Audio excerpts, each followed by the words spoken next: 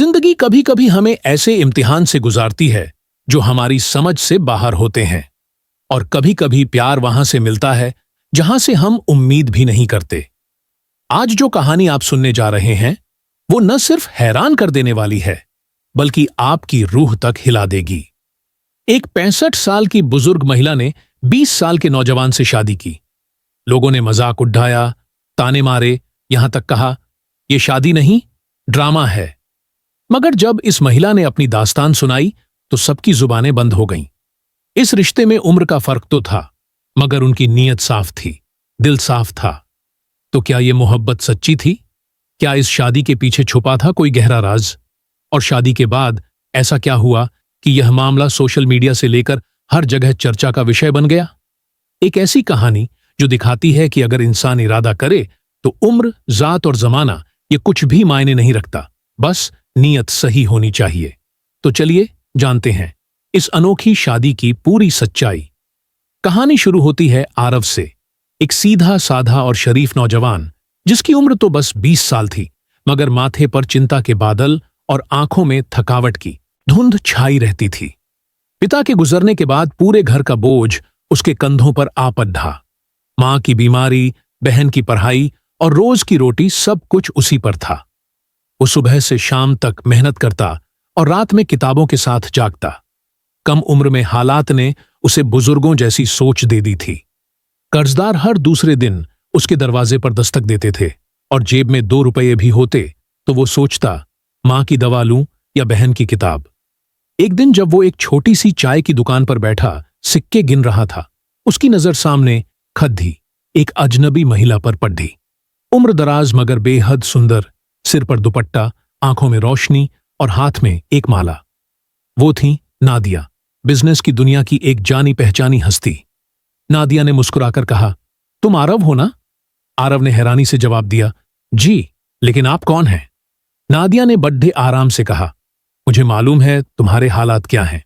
तुम्हारी मां की बीमारी, बहन की पढ़ाई और घर का हर दुख मैं जानती हूं।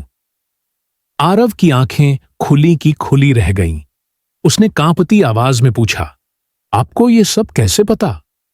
नादिया ने अपनी माला को घुमाते हुए जवाब दिया, क्योंकि मैं खुद उस दौर से गुजरी हूं और आज मैं तुम्हारे लिए एक जरिया बनना चाहती हूं। अगर तुम चाहो तो मैं तुम्हारी जिंदगी बदल सकती हूं, लेकिन एक शर्त है। आरव चुप था, लेकिन दिल की धड़कन तेज हो गई थी। मुझसे शादी कर लो, नादिया ने कहा, बिल्कुल साफ शब्दों में। आरव हैरान रह गया। आप मजाक तो नहीं कर रही? नहीं, नादिया ने कहा, यह एक प्रस्ताव है, साफ और अच्छी नीयत वाली।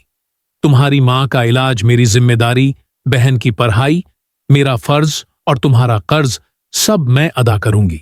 आरव का दिल उछल गया था। उसे लगा जैसे सवालों की एक सुनामी उसके सीने में उठ रही हो। उसने थोड़ी देर चुप रहकर आखिर पूछा, और बदले में मुझे क्या करना होगा? नादिया ने बिना समय गंवाए बहुत शांत लहजे में कहा, बस एक चीज चाहिए, शादी। मैं न तो तुम्हारी आजादी छीनूंगी न तुम्हारी जिंदगी का रास्ता बदलूंगी, लेकिन कुछ शर्तें होंगी जिनका आदर जरूरी होगा। मैं तुम्हें जबरदस्ती कोई फैसला लेने पर मजबूर नहीं करूंगी। तुम्हारी मर्जी सबसे अहम है। बातें सुनने में आसान थीं, लेकिन आरव जानता था कि यह दुनिया इतनी भी सीधी नहीं। वो चुपचाप उठा और वहां से चला गया, पीछे नादिया खामोशी से। आखिरकार एक शाम जब सूरज डूब रहा था और जिंदगी की उम्मीदें भी ढलने लगी थीं, आरव ने अपना फैसला कर लिया। वो नादिया के सामने खड़ा हुआ और उससे शादी कर ली। दस्तावेजों पर दस्तखत हुए। शादी सादगी से हुई, मगर उस शादी में जो वादा था वो पूरी कायनात से भारी था। शादी के बाद आरव पहली बार उस हवेली में गया जो अमीरी का नहीं, ताकत का भी किला लगती थी। संगमरमर की फर्श, ऊंची छतों से लटकते झूमर, दीवारों पर लगे ईरानी फानूस, हर चीज अपने अंदर एक इतिहास समेटे हुए थी। आरव को पहली बार एहसास हुआ, यह औरत सिर्फ अमीर नहीं है, बल्कि उसका रुतबा, उसकी मौजूदगी ही एक पूरा राज्य है। नौकर चाकर उसकी बात बिना बोले समझते थे। हवेली की औरतें जब आरव से बात करतीं तो नजरें झुकाए, जैसे वो किसी महाराजा से बात कर रही हो। रातें खामोश थीं, लेकिन उस खामोशी में कुछ था जो चुभता था। सब कुछ आरव की सहूलियत के मुताबिक था। मगर अंदर ही अंदर उसे कोई अनजानी सी बेचैनी महसूस होती, जैसे किसी पुराने गुनाह की परछाई हवेली में अब भी घूम रही हो। कुछ ही दिनों में आरव की नजर हवेली की दूसरी मंजिल पर पड़ी। वहां एक बहुत बद्धा दरवाजा था जिस पर भारी ताला पद्धा रहता था और 2 नौकर हमेशा उसकी निगरानी करते थे। कोई उस ओर जाने की हिम्मत नहीं करता। आरव के जहन में सवाल उठने लगे, आखिर उस कमरे में ऐसा क्या है जिसे छुपाया जा रहा है? शादी तो हो चुकी थी, मगर दोनों के बीच अभी जज्बात की दीवार खद्दीदी थी। नादिया ने कभी आरव को मजबूर नहीं किया। वो चाहती थी कि अगर वो उसके पास आए तो खुद की मर्जी से आए, दिल से, न कि किसी सौदे के तहत। नादिया अक्सर व्यापार के कामों में लगी रहती, लेकिन आरव की खैरियत पूछना नहीं भूलती। मगर आरव, वो अब उसका हर जवाब औपचारिक होता और चेहरा बेरुखी से भरा रहता। उस हवेली में सब कुछ था, दौलत, इज्जत, शान, मगर वो जज्बात जो एक रिश्ते को मुकम्मल बनाते हैं वो अब भी कहीं दूर थे। नादिया अक्सर आरव के साथ ही बैठकर खाना खाती थीं, लेकिन नजरें मिलती नहीं और बातें भी सिर्फ खाने तक सीमित रहतीं। न किसी ने बीते वक्त की बात, छेद ही न आने वाले कल की कोई ख्वाहिश जताई। ऐसा महसूस होता था कि जैसे 2 अलग अलग दुनिया एक ही छत के नीचे मजबूरन साथ बैठे हों। एक रात जब हवेली में गहरा सन्नाटा था और दूर से भजन की हल्की आवाज हवा में गूंज रही थी, आरव अपने कमरे की तरफ लौट रहा था। तभी उसकी निगाह हवेली के उस हिस्से पर पड़ी जहां आमतौर पर अंधेरा रहता था, लेकिन आज वहां रोशनी थी। वो अचानक रुक गया। ये वही हिस्सा था जहां नादिया का निजी कमरा था, हवेली का वो हिस्सा जहां किसी का भी दाखिल होना मना था। आरव के कदम रुक गए। वह सोचने लगा, आखिर वहां कौन है? ये रोशनी किस बात का इशारा कर रही है? उस कमरे की ओर देखने पर ऐसा लगता था जैसे कोई परछाई उसमें हर वक्त मौजूद हो, और वो परछाई नादिया की अपनी थी। नादिया अक्सर चाहती थी कि आरव उसके कमरे में आए, लेकिन आरव खुद को हर बार रोक लेता। न जाने क्यों उसके दिल में एक अजीब सा डर था। उसके एहसास गवाह थे कि इस हवेली की दीवारें सिर्फ ईंट और पत्थर की नहीं, बल्कि राजों और रहस्यों से बनी हैं। इसी हवेली में एक और कमरा था, एक भारी मजबूत दरवाजे वाला। उस पर बद्धा सा ताला जद्दा था। जब भी आरव उस ओर बढ़ता, कोई नौकर नरमी से रोक देता, हुजूर, यह हिस्सा प्रतिबंधित है, इसमें जाना मना है। आरव पूछता, क्यों? लेकिन जवाब हर बार चुप्पी में गुम हो जाता। एक रात जब आसमान पर बादलों ने चांद को छुपा लिया था और हवेली की हवाएं कुछ कहने लगी थीं, आरव दबे कदम उस कमरे की ओर बढ़ा। दरवाजे के पास जाकर उसने कान लगाए और अंदर से नादिया की आवाज सुनाई दी। लेकिन ये आवाज वैसी नहीं थी जैसी वो रोजाना सुनता था। वो किसी से बहुत गंभीर अंदाज में बात कर रही थी। आरव को समझ नहीं आया कि वो किससे बात कर रही हैं, लेकिन लहजा ऐसा था मानो कोई प्रार्थना या कोई हिसाब किताब चल रहा हो। उसके जहन में शक की चिंगारियां भद्दक उठीं। क्या ये शादी एक सौदा था? क्या मैं एक मोहरे की तरह इस्तेमाल हो रहा हूं? उसने ठान लिया, अब सच्चाई सामने लानी ही होगी, चाहे इसके लिए उसे कोई भी खतरा क्यों न लेना पड़े। उस रात आरव अपने कमरे में लौटा, लेकिन नींद उसकी आंखों से कोसों दूर थी। हर तरफ साया, हर दीवार पर शक और हर सांस में एक सवाल। उसी रात पहली बार उसके दिल में नादिया को लेकर एक अलग ख्याल आया। क्या वो वाकई सिर्फ एक अमीर उम्रदराज महिला है, या फिर उनके अंदर भी कोई ऐसा दर्द छुपा है जो बरसों से किसी को बताया नहीं गया? वो जानता था, अगर इस रात से पर्दा हटाना है तो उसे उसी से पूछना होगा, उस औरत से जो उसकी जिंदगी में बेवजह खिल नहीं हुई थी। हवेली के गहरे सन्नाटे में सिर्फ दीवारों से टकराती गद्दी की टिक टिक सुनाई दे रही थी। रात तीसरे पहर में दाखिल हो चुकी थी, वो वक्त जब हर गुनाह, हर रहस्य और हर मोहब्बत चुपचाप अपनी परतें खोलती है। आरव ने आज ठान लिया था, अब और इंतजार नहीं। अब वह उस रिश्ते को सिर्फ नाम से नहीं, अपने जज्बातों से भी निभाएगा। उसने नादिया की सबसे करीबी और भरोसेमंद नौकरानी नेहा से बात की। नेहा एक मासूम, खूबसूरत लड़ेडिच की, जो हमेशा पर्दे में रहती थी और बस नादिया के इशारों पर ही चलती थी। मुझे मालकिन से मिलना है, आरव ने आदर से कहा। नेहा ने सिर झुकाया और भीतर चली गई। जब नादिया को यह खबर मिली, वो जैसे रूह से खिल उठी। उनकी आंखों में चमक दौधा गई और होठों पर दुआ जैसी मुस्कान आ गया। उसे भेज दो, नादिया ने कहा। आरव जब कमरे की ओर बढ़ा तो वो एक मामूली कमरा नहीं बल्कि पवित्र स्थान लग रहा था, जहां इश्क और इंतजार था। दरवाजे पर पहुंचकर उसने दस्तक दी और नादिया ने खुद दरवाजा खोला। वो आज किसी खूबसूरती की रानी से कम नहीं लग रही थी। हल्की सी इत्र की महक, रेशमी लिबास और आंखों में सजी एक दुआ। आरव ठहर गया, नजरें वहीं थम गईं। आप तो बिल्कुल 20 की लग रही हैं, आरव ने कहा, हैरानी और अनजानी मोहब्बत के साथ। नादिया मुस्कुराई और धीमे लहजे में बोली, इश्क में उम्र नहीं होती आरव। जब औरत सच्चे दिल से मोहब्बत करती है तो वक्त उसके कदमों में रुक जाता है। मैं सिर्फ तुम्हें नाम से नहीं, अपने दिल और दुआओं से अपनाती हूं। कमरे में गुलाब की खुशबू और हल्की सी रोशनी की गर्माहट थी, लेकिन उन सबसे ज्यादा वहां एक गवाह मौजूद था, दिल का सच्चा इरादा। आरव ने गहराई से उनकी आंखों में देखा और पहली बार पूरी सच्चाई से कहा, मैंने तुम्हें हमेशा एक सौदे की तरह देखा, लेकिन आज समझ आया, तुमने मुझे सिर्फ दौलत का वारिस नहीं, अपने जज्बातों का भी हकदार बनाया है।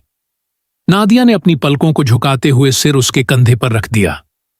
मर्द जब औरत को अपना कहता है, न मजबूरी में न मतलब में बल्कि मोहब्बत से, तो वो औरत उस पल जवान हो जाती है।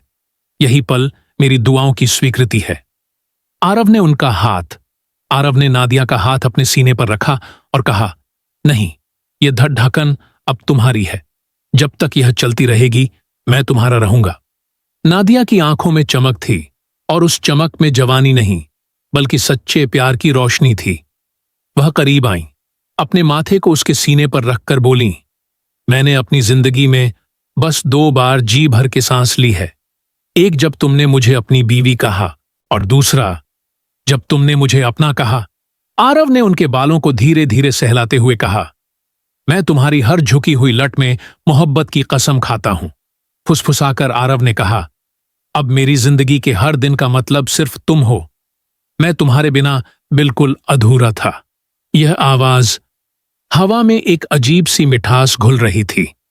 आरव को लगा वह तो बस राज जानने आया था, मोहब्बत तो अनजाने में ही हो गई थी। मगर मोहब्बत यहां एक तरफा नहीं थी। नादिया ने हार नहीं मानी। वो आरव के पास आई और उसके होठों पर उंगली रख दी। अब कुछ नहीं, और तुम भी।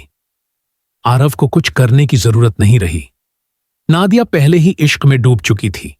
मोहब्बत की लहरें समंदर सी उठीं और आरव उसमें बहता चला गया। वो रात हवेली की सबसे हसीन रात बन गई, बल्कि तूफानी इश्क की दास्तान। सुबह होते ही नौकरानियों में फुसफुसाहट होने लगी। आज तो मालकिन फिर से जवानी की मिसाल बन गई। मालिक भी अब उनके इश्क में बंध चुके थे।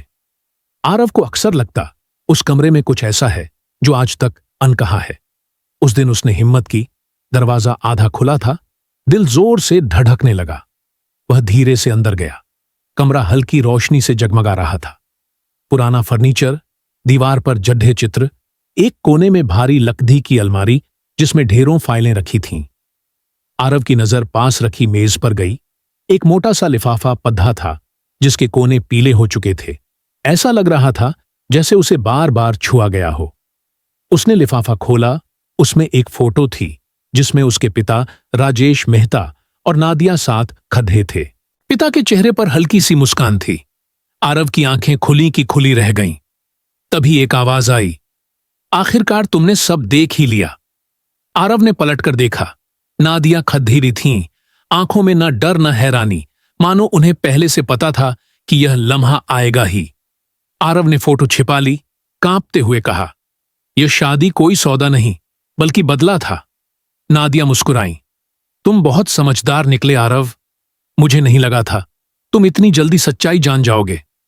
आरव के जज्बात फूट पड़े। तुमने मेरी मजबूरी का इस्तेमाल किया। तुम्हारे पिता मेरे सहारा बने। मैंने उनकी मोहब्बत समझ ली, मगर हकीकत कुछ और थी। वो सिर्फ अपने फायदे के लिए थे। जब मैंने शादी की पेशकश की तो उन्होंने मुझे ठुकरा दिया। उसी दिन मैंने कसम खाई, अगर मैं उनकी नहीं बन सकी तो उनका खून बेहिसाब नहीं बहेगा। जब मैंने तुम्हें बचपन में देखा तो दिल ही दिल में तय कर लिया कि तुम ही मेरी तकदीर हो। मैंने तुम्हारे साथ शादी की बदले के लिए नहीं, बल्कि उस ईमानदारी के लिए जो मुझ में बाकी रह गई। तुम्हारी इंसानियत ने मेरी नफरत को मोहब्बत में बदल दिया। आरव ने कांपती आवाज में कहा, अब मैं तुम्हारी मोहब्बत का बंदी हूं, तुम्हारा गुलाम। नादिया ने गहरी नजर से कहा, तुमने मुझे कैद करने की कोशिश की, मगर खुद अपने प्यार की जंजीरों में झकधे हो गए।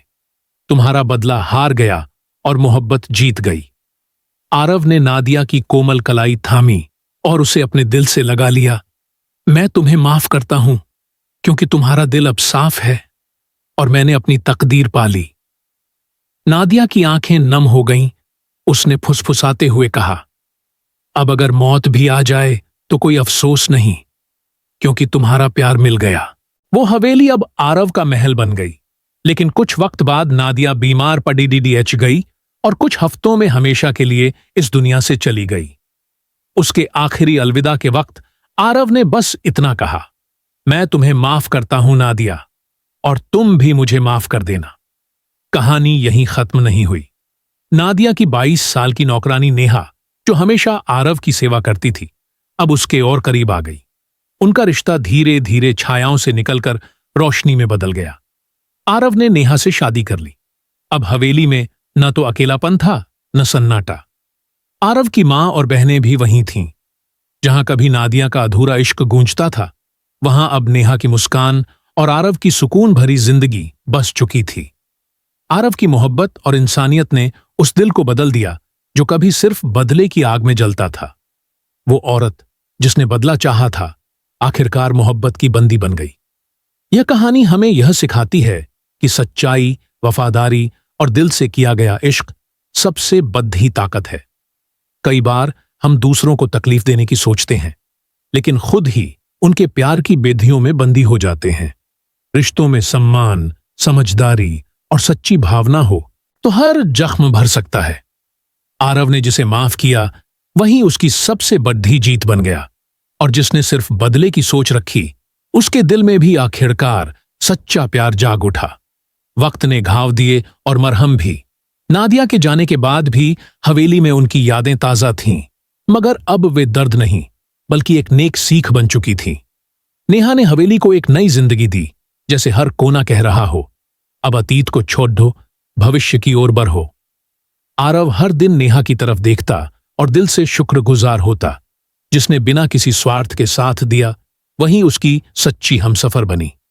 तो दोस्तों, अगर आपको यह भावनात्मक, दिल को छू जाने वाली और जिंदगी की सच्चाई को दर्शाती यह कहानी पसंद आई हो, तो वीडियो को लाइक करें, अपने दोस्तों और परिवार के साथ शेयर करें, ताकि यह संदेश और यह भावनाएं हर किसी तक पहुंचे। और हां, ऐसी ही और कहानियां जो कभी रुलाएं, कभी सिखाएं और कभी जिंदगी को नया नजरिया दें, उनके लिए हमारे चैनल को सब्सक्राइब करना न भूलें।